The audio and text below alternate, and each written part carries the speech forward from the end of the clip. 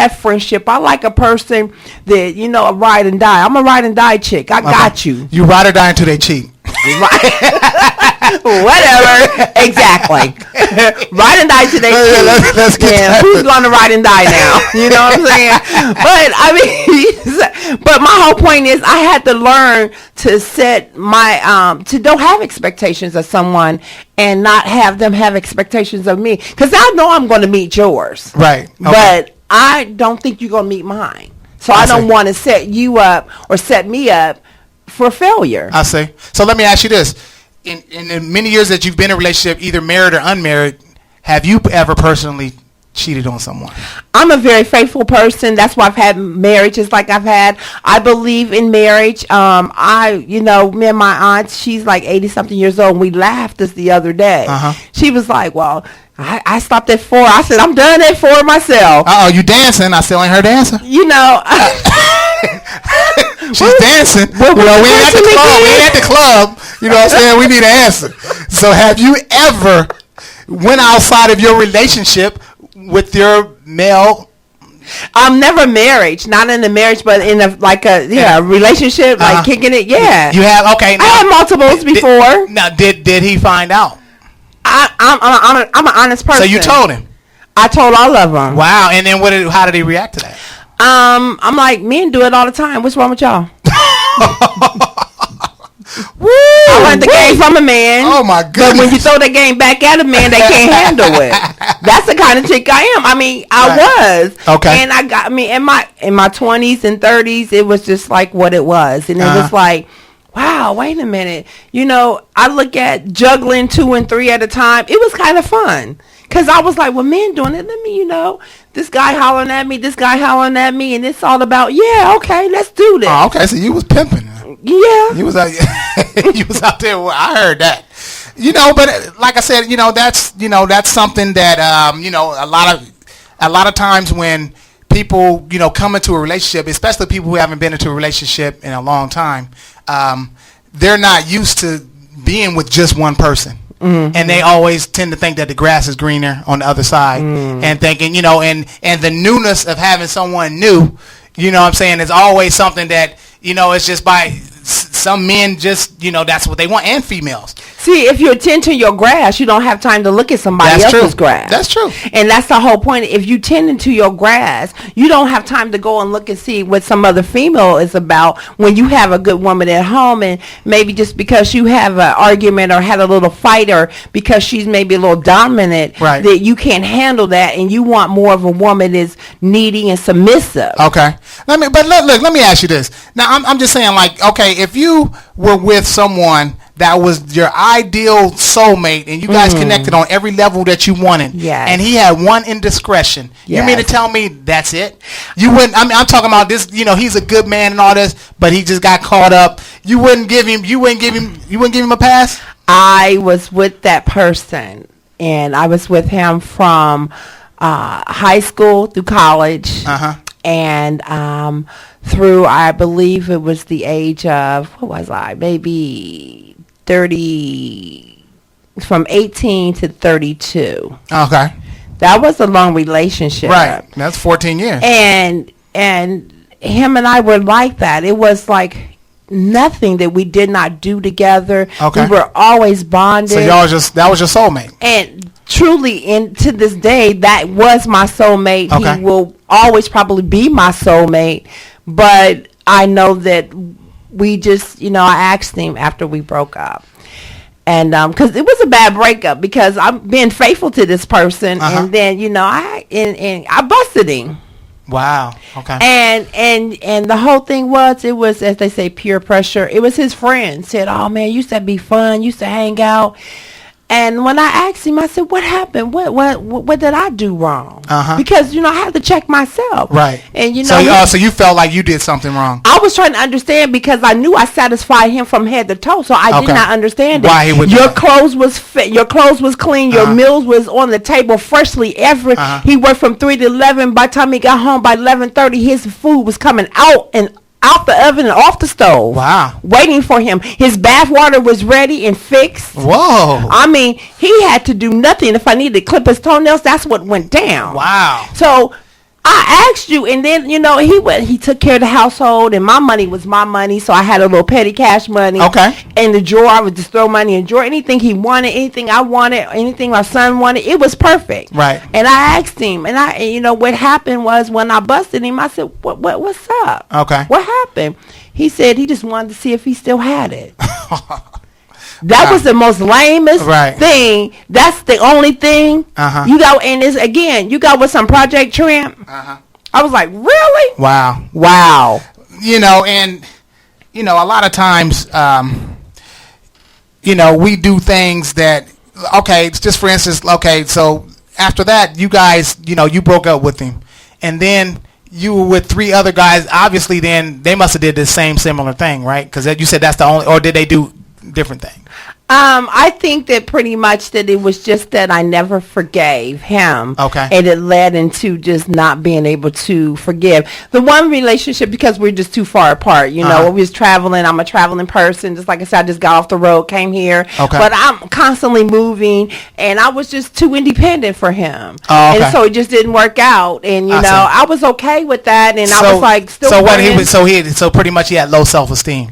Because me personally, I would prefer to have a woman that's independent, because I don't really like women to be too needy. I want to be able to, we can depend on each other. If I'm down, you pick me up. That's right. You down, let me pick you up. That's exactly how I thought it was supposed to be. That's the way I was raised for it to be. And that's how it was in the beginning. And then, like I said, the other one, it was just simply this distance. And it was, I was just too independent. I was too free. And being in the industry, it was traveling me, taking me around different states and cities. And he just couldn't handle it. His insecurity is like, well, you always partying. My job is a party. Okay. What do you expect? But that was your job. But so if he felt a certain way about that, you weren't willing to give a little bit of that up just so you can make him feel more comfortable. I kind of, because if and that's one thing, in relationships, we have to prioritize certain things and make sure that our mate feels comfortable, with us, and that they are secure in the relationship. I tried that, and what he said to me, and believe me, I walked away. He was a millionaire. I walked away from money, so it wasn't money wasn't the issue. Love, respect, and freedom. Okay. I'm a bird that should never be caged. Right. I need to fly. Hey, for $1 million, you could have been flying any kind of way you wanted. A lot of people say that. It was like, you left. A lot of my friends was like, for real, you left him? They were just like so flabbergasted about it. And still in the ATL, and I was like, yeah, I still get calls, but him and we still call and talk occasionally. Okay. But so is he married now? No, he ain't. No. Okay, so he's just doing his thing. He just a workaholic. Okay. But see, he's a workaholic, but I couldn't be one. Oh, okay, I see. Right. Like I said, he didn't need you to work. He already had that. He already had money already taken care of. I cannot be all you had to do is come in and be cute and I was that. And be, you can be a showpiece. I was that. I was the arm candy. I was the arm candy. Come on, we in the ATL then. Yes, I was the arm candy. But it just wasn't working out for me. I needed to be arm candy. You weren't happy. That's what it was. Pretty much, you weren't happy. I was happy in my world, and I was happy in our world, but I wasn't happy in the world he wanted to create for me to just be a housewife, a homebody. Okay, I couldn't see that. So that just wasn't you then. You wasn't ready to be that. I can't. I'm still growing. I'm still moving forward. I'm still pushing forward, and and then he still listens and says, "Wow, I'm so proud of you," but you couldn't be proud of me then. You wanted me to be dependent on you, right? And most people, most men that are powerful men, wealthy men that that are making their money, they do tend to be a little bit more controlling. Mm-hmm. Because especially if they don't need your income. Mm-hmm. He wanted you to come into his program. Yes. But I see what you're saying, that he wasn't willing to compromise either. I wasn't broke. Right, I see what you're saying. I wasn't broke either, so I'm good. Right, I feel you. Mm-hmm. Okay, we're gonna go into our second half and our second topic here, which is: should I pursue a relationship with an emotionally damaged person? Now, upon my reading, they say that there are 3 major signs that a person is emotionally damaged. The first one is he or she is an emotional roller coaster. Wow. Okay? True. He or she evades you or commitment. Okay? And then the third one is they always want what they cannot have. So, in reading that, it sounds like a lot of time they're scared of commitment because they've been damaged before and they don't want that same feeling to come back to them again. I've met women that, me being a single person, okay, they were scared to be in a commitment with me. You single? Yeah. What? Oh, wow. But listen. They were scared to be anyway. The love doctor's not allowed to disclose his personal relationships, for the record. But anyway, listen to me. They would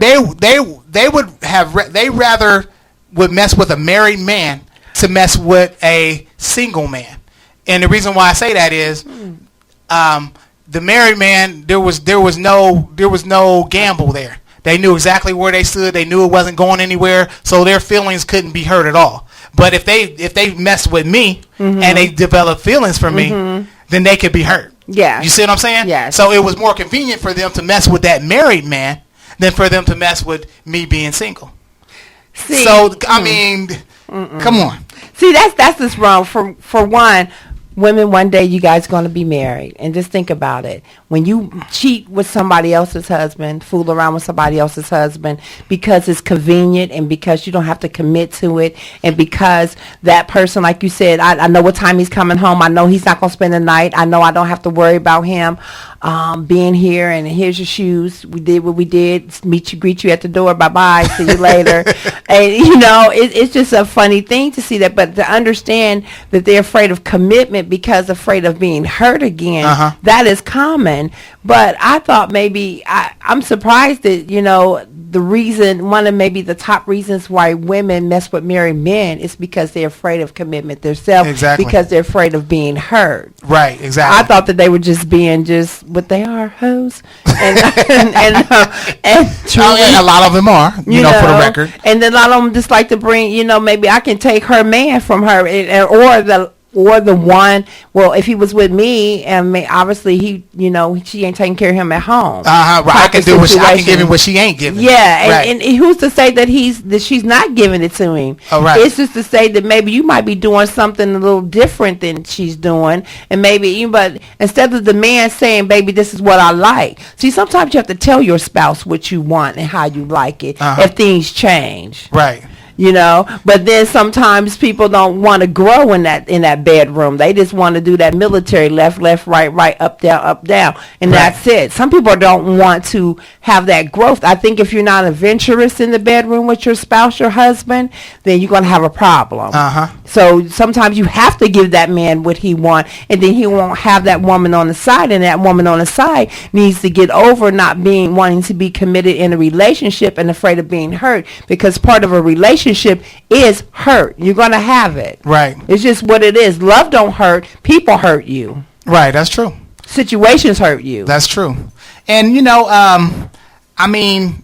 a lot of times, when people, are damaged emotionally, it's very hard to gain their trust.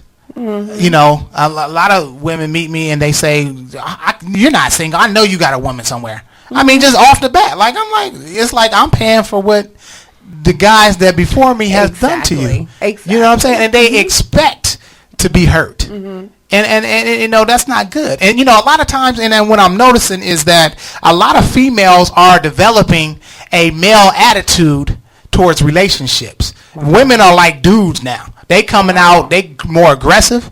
They demanding what they want. And after they get what they want, like you said, I'll see you next time. It's crazy. Well, I don't want, one thing about, I love. I'm in love with love. Okay. And I will always have that, and I will never lose that. And I won't let any relationship damage that. Right. I always hope for a better, and I don't want to give up or walk away. I'm a fighter. So it takes a lot. I've learned through all my trials and tribulations to I don't want to be that damaged woman. I don't want to be that woman that's afraid of love or afraid of hurt. It just is part of the growth. It's part of my growth. It's part of what relationships are. You're going to love some and you're going to hate some.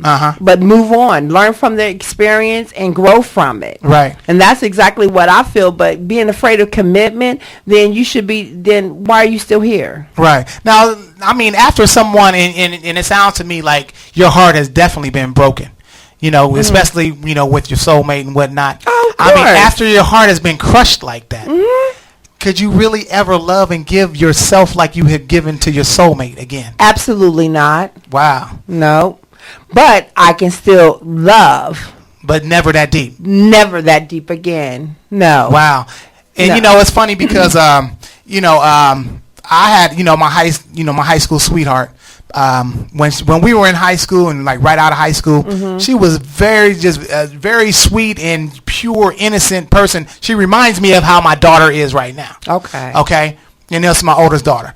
And now when I talk to her, she's been in the corporate world for the last 15, 20 years. Oh, she's a shark now. Yes. I mean, I can't even when we're doing trips, she's budgeting it down to the dime. Exactly. Very frugal. I'm like, come on. I mean, are we serious?